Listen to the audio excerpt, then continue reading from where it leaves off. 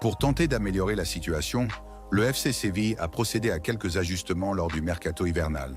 Parmi ces changements, l'arrivée de Akor Adams en provenance de Montpellier mérite d'être mentionné.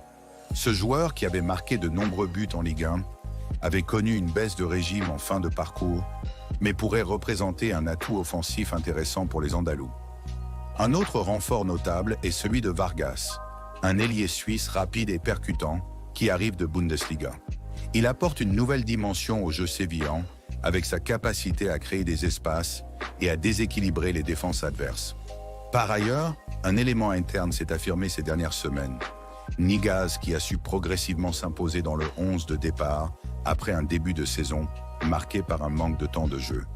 En complément de ces nouvelles recrues, Séville peut compter sur des joueurs comme Luque Bacchio en attaque et Dubadé en défense centrale. Malgré ses atouts individuels, il est étonnant de voir le club végéter en milieu de tableau.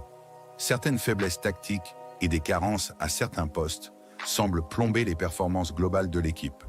Côté FC Barcelone, ce déplacement à Séville s'inscrit dans un contexte stratégique déterminant pour la course au titre.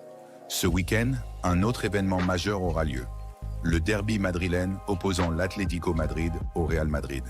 Ce match pourrait avoir un impact direct sur la position du Barça dans le classement.